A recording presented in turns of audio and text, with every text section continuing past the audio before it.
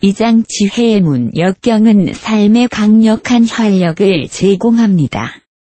빚을 진 덕분에 일이 잘 되어 사회에 유익한 업적을 남기는 사람이 많습니다.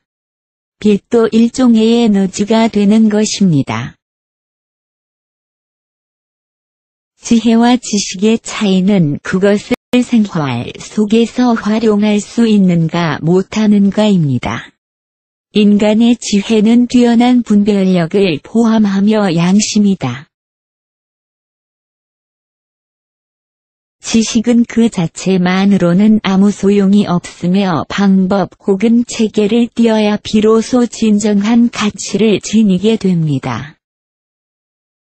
지식의 최고 단계인 과학도 인류와 그 혼합을 위하여라는 식의 허풍을 떨지 않아도 가까운 문제로부터 유익하게 쓰려면 쓸 수 있습니다. 우리가 사는 20세기는 물질 문명이 최고도로 발달한 시대임에도 불구하고 정신 문명은 치명적으로 후퇴한 시기입니다. 과학의 발달은 인류에게 획기적인 편리성을 가져다 주었습니다. 그것이 행복을 가능케 한 큰 요인이라는 것은 부정할 수 없겠지요. 그러나 인류는 과학이 발달하면 행복해질 수 있다고 착각하고 어느새 과학 그 자체를 목적화하고 말았습니다. 과학이 신을 대상할 수 있을까요? 그럴 수는 없습니다. 현재의 과학은 과학 그 자체를 위하여 발달한다고 하는 이기주의의 극치에 도달하게 됐습니다. 그러나 과학이 지금보다 100배 더 발달하더라도 인간은 여전히 핵을 개발해 미사일을 쏘며 서로 싸울 것입니다. 아무리 치밀한 컴퓨터를 개발하더라도 핵 발사 단추를 컴퓨터 자신이 스스로의 의지로 누를 수는 없겠지요. 그러나 원숭이가 아무것도 모르고 핵 발사 단추를 누르더라도 미사일은 발사돼 전쟁이 일어납니다. 이것은 지식의 결과입니다.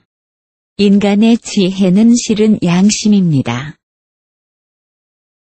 무엇이 중요하고 무엇이 중요하지 않은 것인지 지혜는 뛰어난 분별력을 포함합니다. 인간의 판단 능력이 자기식으로 흘러간다면 그것은 원숭이만도 못할 수 있습니다. 인류는 과학이 발달한 만큼 정신문명이 발달도 촉진해야 합니다. 그러나 현대는 이성이 의문시되는 시대, 이성이 위기에 처한 시대입니다. 정신문명이 건전하게 발달했더라면 과학도 지금처럼 저차원 단계에 머물러 있지는 않을 것입니다. 문제거리는 늘 다면체. 이 방향에서 보면 크게 보이고 다른 방향에서 보면 작게 보입니다. 보는 방식에 따라서는 전혀 안 보일 수도 있습니다. 문제거리는 다면체적인 성격을 띠며 다른 방법이 없다는 태도는 있을 수 없다. 순조롭게 진행되던 일이 갑자기 장애를 만나면 필요 이상 곤란한 표정을 짓거나 당황해서 어쩔 줄 몰라 하는 사람이 적지 않습니다.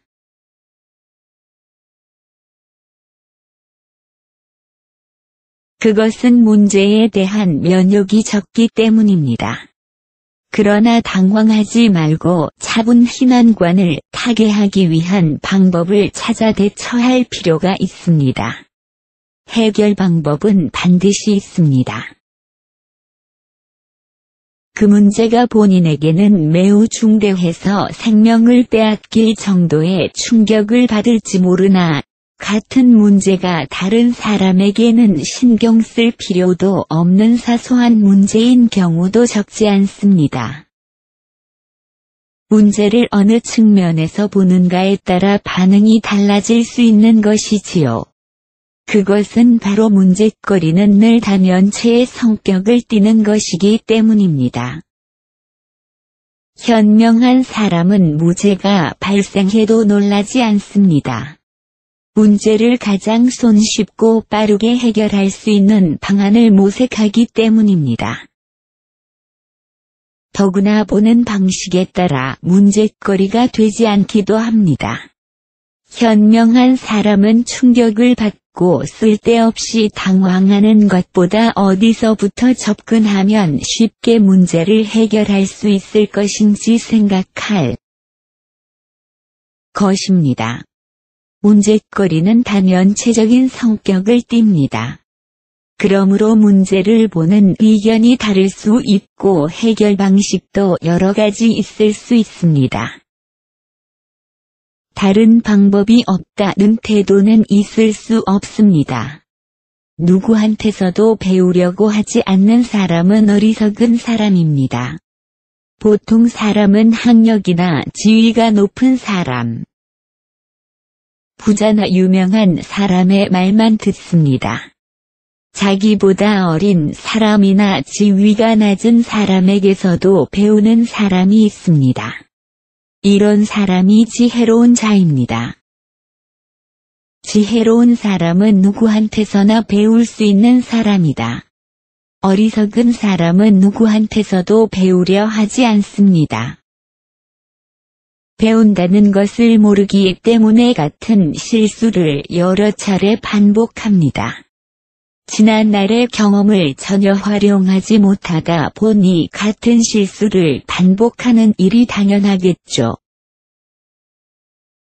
대부분의 사람들은 지식인이나 지위가 높은 사람 혹은 학력이 높은 사람들의 의견을 존중해서 그들의 의견을 자신의 생각보다 중요시하기 쉽습니다. 자신의 직관을 경시하고 남의 판단에 의존하는 것이죠. 이것은 겸손하다기보다는 비굴한 태도이며 자기 자신에 대한 자신이 없는 것이지요.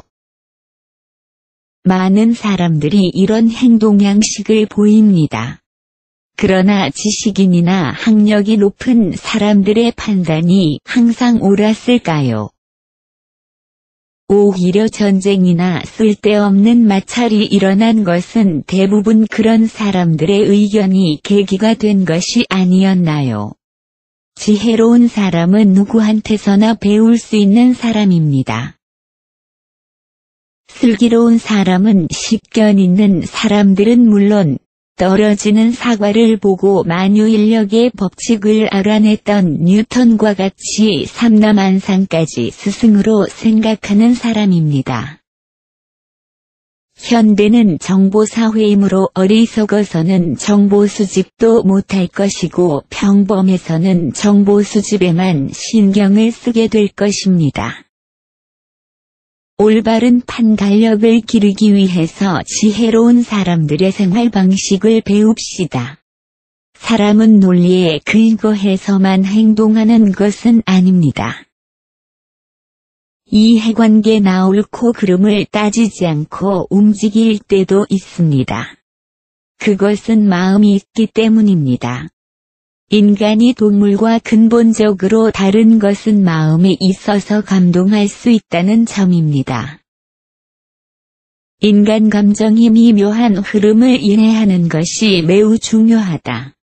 인간은 무엇에 감동받고 삶의 의욕을 갖게 되며 어떤 일에 분노해서 의욕을 상실하는 것일까? 또 어떤 말에 공감하고 반발하는 것일까? 인간 감정이 미묘한 흐름을 이해하는 것이 중요합니다. 인간이 동물과 다른 점은 단지 지능이 높아서 많은 아니며 마음이 있어서 감동할 수 있다는 것이 가장 다른 점입니다. 경주마가 기수의 마음에 공감해서 열심히 달린다라는 이야기는 들은 적이 없습니다. 그러나 사람은 사람에게 감명을 받아서 자기 능력 이상의 힘을 발휘하려 노력합니다. 지가 아니라 정에 따라 움직이는 것이지요. 어느 시대에나 이해관계에 밝은 사람이 있게 마련입니다. 그러나 거시적으로 보면 사람은 이해를 초월하고 때로는 옳고 그름을 따지지 않고 감정에 따라 행동한다고 단언해도 됩니다. 동서양을 막론하고 개척정신을 높이 사는 것은 감동할 수 있는 마음이 잠재되어 있기 때문입니다. 사람은 열심히 사는 사람을 내버려 두지 않습니다. 성원을 보내고 반드시 도움을 줄 것입니다. 그 소리가 들립니까? 안 들립니까? 그 손이 보입니까? 안 보입니까? 전혀 다른 생각 없이 어떤 일에 전념하면 주의가 보이지 않습니다. 소리도 들리지 않을 것이며 도움의 손길도 보이지 않습니다. 가끔은 하던 일을 멈추고 주위를 둘러보는 일도 중요합니다. 무언가 충고를 하고 싶어서 중얼거리는 사람이 주위에 반드시 있을 겁니다. 사물은 반드시 양면성을 띱니다. 일방적인 견해로 결론을 내려서는 안 됩니다. 무엇이 옳은지는 신만이 아시기 때문이죠. 진실은 여러 표정을 짓고 있다. 인간은 소문 때문에 망설일 때가 많은 존재입니다. 치우친 정보만을 수집하고 있기 때문에 다양한 견해나 생각을 하지 못하기 때문입니다. 사물에는 반드시 양면성이 있습니다. 악에도 선이, 선에도 악이 함께하기 마련입니다. 그것이 인간 세계입니다. 예를 들어 아프리카 콩고의 밀림 속에 병원을 짓고 의료봉사와 전도활동에 전생애를 바친 슈바이처 박사는 밀림의 성자로 칭송받았습니다. 그런데 슈바이처 박사는 문명사회로부터 설탕, 우유 등을 가져와 밀림에는 없던 백내장, 혈액 등의 질병을 만연시켰습니다. 선을 베풀었으나 나쁜 영향까지 동시에 초래한 것이지요. 그러나 세상의 평판이 어떠할지라도 박사가 숨을 거두자 수천 명의 원주민들이 그의 묘지에 꽃을 바쳤다는 그 사실은 무엇과도 바꿀 수 없습니다. 사람들의 마음을 감동시킨 것이지요. 사람의 견해라는 것은 이런 것이어서 어떤 사람에게는 선이 다른 사람에게는 약으로 보일 수도 있습니다. 어느 것이 진실한 모습이냐 하면 모두가 진실한 모습입니다. 진실은 여러 표정을 짓고 있는 것이지요. 그런데도 일방적인 견해로 성급하게 판단해서는 안 됩니다. 판단을 내릴 때는 그것과 다른 판단도 있을 수 있음을 인식하십시오. 어느 것이 정답인지는 신밖에 모릅니다. 꿈이란 현실과 아주 동떨어진 것이 아닙니다. 꿈은 현실 세계의 계시입니다. 꿈으로부터 배우는 자세가 있으면 인생을 2배로 즐길 수 있습니다. 꿈은 현실 세계의 계시이며 장래로부터의 메시지이다. 꿈 중에서도 장래에 관한 꿈을 예지몽이라고 합니다. 심리학자 칼 융이 이런 꿈을 자주 꾸었다고 하는데 그는 유럽 대륙 전체가 피투성이가 되는 불길한 꿈을 여러 번 꾸고 우울증에 걸린 것이 아닐까 하고 고민까지 했다고 합니다. 그런데 얼마 되지 않아서 세계대전이 발발했습니다. 융은 큰 사건이 아니더라도 가족이나 친구의 사망과 같이 자기 주변에서 생길 일에 관해서도 여러 번 예지몽을 꾸었습니다. 융이 꿈이야말로 생활의 안내자이며 꿈으로 나아가야 할 방향을 모색한다. 않고 말한 것은 흥미있는 일입니다. 꿈은 무의식의 세계를 말합니다. 선입관이 없는 세계가 암시하는 바를 순순히 배우면 우리의 미래도 열리게 됩니다. 예를 들어 당신이 마음속으로 미워하는 사람을 꿈속에서 죽였다고 합시다. 꿈속에서는 현실과의 경계선이 없으므로 땀을 흠뻑 흘릴 정도로 흥분하고 있을 것입니다. 죽이고 나 큰일을 하고 말았다고 후회하기 시작합니다. 그리고 잠이 깨어서는 꿈이어서 다행이라며 안심할 것입니다. 꿈은 현실 세계의 계시입니다. 꿈의 교훈을 잊지 않으면 범죄를 막을 수도 있습니다. 또한 꿈은 장래로부터의 메시지이며 현실 생활의 예습이고 복습인 것입니다. 잠자는 시간마저도 유익하게 쓸 수 있는 기회가 있는 것입니다. 역경은 삶에 강력한 활력을 제공합니다. 빚을 진 덕분에 일이 잘 되어 사회에 유익한 업적을 남기는 사람이 많습니다. 빚도 일종의 에너지가 되는 것입니다. 사람은 패배에서 얻은 교훈을 새겨 대책을 생각하고 노력한다. 의욕을 불러 일으키며 정열이 불타오르는 도전. 인간 행동의 기폭제는 다음 두 가지입니다. 그 하나는 자신감입니다. 자신감에서 시작하면 무슨 일이든 적극적으로 합니다. 싸움닭을 훈련시킬 때 조련사는 자기 닭에게 본 시합에 나갈 때까지 약한 상대하고만 연습 시합을 시켜 승리만을 가르칩니다. 패배를 모르는 닭은 자신만만해지고 더욱 강해져 어떤 강적을 만나도 기가 꺾이지 않지만 한 번 진 닭은 두 번 다시 못 쓰게 됩니다. 힘의 근원인 자신감을 잃었기 때문입니다.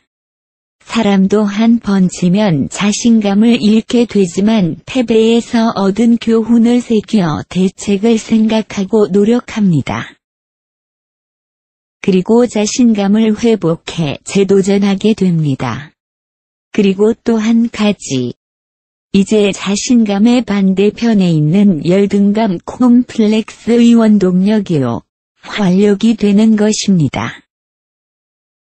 가난한 집에서 자랐으므로 부자가 되고 싶다는 강력한 욕망을 가지고 있거나 막대한 빚을 갚기 위해 엄청난 일을 하는 등역경이 큰 활력소가 될 수 있습니다. 이승과 저승은 다른 세상이 아닙니다. 이승과 저승은 그림자처럼 함께 붙어있는 동반자입니다. 사후 세계를 염두에 두고 살아간다면 현세는 보다 더 풍요롭게 될 것입니다. 인간의 마음과 영혼은 또 하나의 다른 시간과 공간 속에 존재한다. 영혼 따위를 생각하는 것은 무익하다고 여기는 사람도 있습니다. 그러나 세상에는 영혼을 믿는 사람이 훨씬 더 많습니다. 예를 들어 우리 인도 사람들은 사후 세계를 의심하지 않습니다. 그 중에는 내세의 왕족으로 환생할지 모른다는 희망을 가지는 사람도 있을 것입니다. 사후 세계를 염두에 두는 일은 전혀 무익하지 않고 오히려 아주 유익한 가치관을 제공합니다. 만일 사후 세계에 극락이 있다는 사실을 알게 되면 인간은 보다 더 이 세상을 풍요롭게 살게 될 것이며 지옥이 있다는 사실을 인정하면 악덕이 횡행하는 것을 막을 수 있습니다. 죽음은 육체가 사라지는 것일 뿐, 영혼에게는 죽음이 없습니다.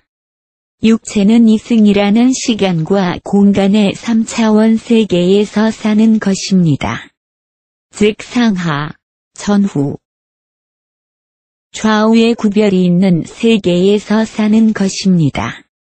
삶은 초, 분, 시, 일, 주, 월, 년이라는 단위로 이루어지고 행동은 모두 시간과 관계가 있습니다. 인간은 태어나서 일정 기간 살다가 죽습니다. 전생, 현세, 내세로 이어지는 윤회는 저승에서도 거듭되는 것입니다. 인간의 마음이나 영혼은 또 하나의 다른 시간과 공간 속에 존재하는 것입니다. 우리가 죽고 나서 저승에 가는 것이 아니라 우리는 이미 저승에 있는 것입니다. 육체를 벗을 때 본래의 마음, 기억, 인격, 영혼이 나타납니다. 영혼은 육체를 벗어나기 전의 상태 그대로의 모습이랍니다. 저승은 본적지이고 이승은 현주소라는 의미가 될 수도 있는 겁니다. 인생이나 일이나 가정에서나 방침이 필요합니다. 방침은 배의 나침반과 같은 것. 동생을 구박해서는 안 된다, 밥을 더 달래고 남겨서는 안 된다 등 어린이들도 이해할 수 있는 쉽고 단순한 것이 좋은 것입니다. 삶의 차원이 달라지면 삶의 목적도 바뀐다. 인생에 명확한 목적이 있는 경우와 없는 경우는 어떻게 다를까요? 목적 있는 인생은 현실이 아무리 목적과 멀리 떨어져 있어도 서서히 그 목적 실현을 향해 나아가지만, 목적 없는 인생은 그렇지 못합니다. 목적 없는 삶을 사는 사람은 나침반도 없이 망망대해에 떠있는 작은 배와 같아 거친 세파 속에서 헛되이 방황만 할 뿐이고 자신이 지금 어디로 향하는지는 물론 어디에 있는지조차 모릅니다. 인생의 나침반은 절대적인 것은 아니고 항상 궤도 수정을 할 수 있습니다. 삶의 차원이 달라지면 삶의 목적도 바뀌는 것입니다. 처음에는 돈을 벌 생각이었는데 어느 틈에 사회활동이나 영적 수행에 눈뜰지 모릅니다. 빈틈없는 계획을 세우고 실천하지 못하는 것보다 누구나 알 수 있는 간단한 방침을 세워서 실천해 나가는 것이 결국 결실을 얻게 됩니다. 이런 방침은 인생에서뿐만이 아니라 일을 할 때나 가정생활에서도 중요합니다. 교육 방침도 그렇습니다. 그러면 야단 맞겠는데. 그러면 안 되지 하고 어린이도 알 수 있을 정도로 단순해야 합니다. 원칙 없이 어떤 때는 야단치고 어떤 때는 아무 말도 안 한다면 어린이는 옳고 그름을 구별할 수 없게 되고 맙니다. 이런 식으로 하면 모두 불행해질 것입니다. 투입과 산출. 이 세상에서 투입과 산출이 똑같은 일은 있을 수 없습니다. 항상 어느 한쪽이 많게 마련입니다. 언제나 양자는 불균형의 상태로 존재하는 것입니다. 기회는 평등해야 하지만 성과는 공평하게 분배되어야 한다. 현대에 이르러 세상에 여러 가지 차별이 없어진 것은 사실이나 오히려 지나친 평등주의가 널리 퍼진 것 같습니다. 선진국에서는 빈부의 격차가 심화되면서 특히 못 가진 자가 가진 자보다 힘을 갖기 시작했습니다. 그리하여 평등의 의미를 확대하여 능력의 차이를 무시하고 평등하게 분배하는 제도를 수립한 나라가 많아졌습니다. 그러나 우리가 확실히 해야 할 것은 국민이 이런 제도에 만족하고 있는 한 그 나라는 황혼기를 맞이하고 있다고 해도 과언이 아니라는 사실입니다. 기회는 평등해야 하지만 성과는 공평하게 분배되어야 합니다.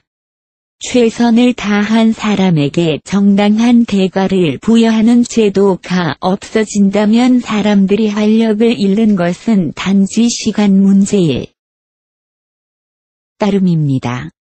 인간의 삶에 있어서 투입과 산출이 반드시 같지는 않습니다. 오히려 한쪽이 다른 쪽보다 크거나 작은 것이 보통입니다. 1루피를 넣으면 반드시 커피 한 잔이 나오는 것은 아닙니다. 인생은 매우 불평등한 것입니다. 투입과 산출이 크게 다르기 때문에 작은 투자로 큰 이익을 얻는 사람도 있습니다. 열심히 노력하고 행운이 따르면